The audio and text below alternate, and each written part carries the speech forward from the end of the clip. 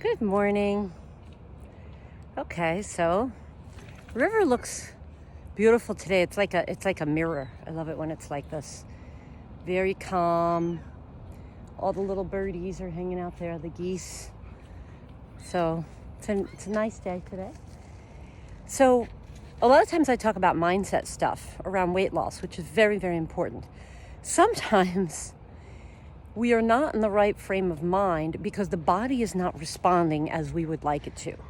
And this is something that I call metabolic resistance, where you feel like, oh, my metabolism is slow. No matter what I do, I can't lose weight, or I have to be super, super careful and practically starve myself, or I don't lose weight. And that becomes very discouraging and disappointing, and feelings of disillusionment for sure.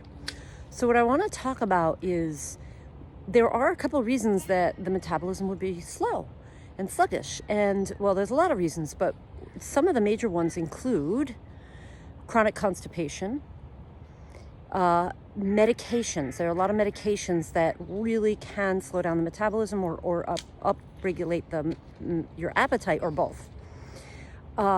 If you have a lot of inflammation in your body, that can block weight loss. So those are some big ones. We also want to pay attention to the microbiome, to the gut bacteria, because that also can affect how many calories you extract from the food you eat. Some people have microbiomes that make it so that they extract less calories from the food they eat. Of course, diet, it's not just about the calories, it's about the content of what you eat, right? If you eat 1,000 calories of, a yogurt and some granola bars and a small salad with, small portion of processed meat, then you're eating a lot of processed food. So that's not good either. So sometimes you just got to look at the content of what you're eating. That's what I do. It's one of the many things that I do. So if you have metabolic resistance, you got to pay attention to all of those things. And some of them are really difficult, like a medication. It's like, well, what are you going to do? Get off the medication. So in that case, you kind of do the best you can. But otherwise, there's a lot you can do. Fiber is your friend, pretty much for almost everybody. Fiber is your friend. And I talk about that more in detail. But what I also want to talk about is hormones. Hormones can play a big role in the difficulty losing weight. And a couple of the biggies are cortisol, the stress hormone, insulin, which is the fat storing hormone, if you think about it that way, and leptin, which is the satiety hormone. It makes you feel full. The only problem is that we can develop something called leptin resistance, and that's where the body thinks we have low leptin. And when the brain thinks that you have low leptin, that's the same as having low leptin, and so your hunger is increased. So cravings and hunger at night and that sort of thing. So those three hormones are huge. There are more. But one of the things that you can do that kind of hits a lot of them is to be consistent and not be all over the place with your food. And also, snacking is not good. It's not good for leptin resistance. It's not good for insulin or insulin resistance. Cortisol is another conversation. But in general, if you can eat bigger meals and snack less, that's going to help you hormonally.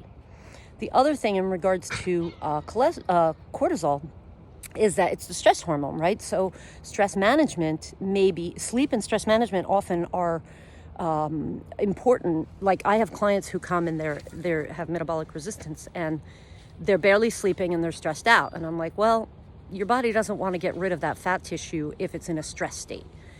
It's going to hang on to it, and the cortisol is a major player in that. So hormones are big. There are other factors, but if you do have metabolic resistance, there are a lot of things you can do, but oftentimes it involves, because there are a lot of people who are under eating and overtraining or overstressing their bodies because they desperately want to lose weight, and it's so hard. Sometimes you got to eat more to lose weight.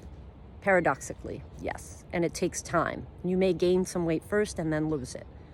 But you can end the vicious cycle. That's one way, because under eating just makes the situation worse. That's like, oh, we have even less leptin now, so you need to be even hungrier.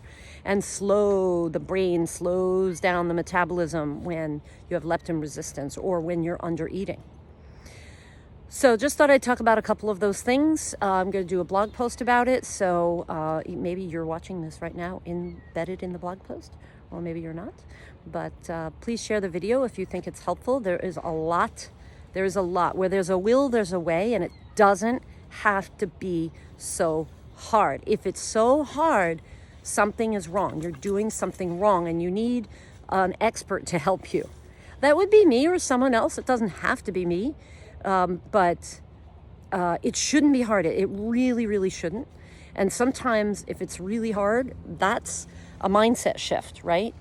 It's all about mindset shifts to, changing your perspective about the whole process. So I have a lot of tools. Like I have an entire toolbox, and I'm on a mission because I really think that there are a lot of people suffering needlessly. You do not have to suffer. There is a way around it.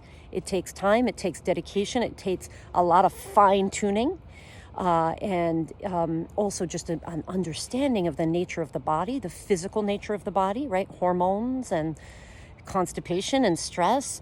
And then there's also the neuroscience, the neuroscience and the psychology and all of that behind it, which is all part of the mix. So there is hope and there is help. So if you want help, get on a call with me, or start reading about hormones, start learning, start eating better, whatever it is that floats your boat. But I'm here for you if you need it.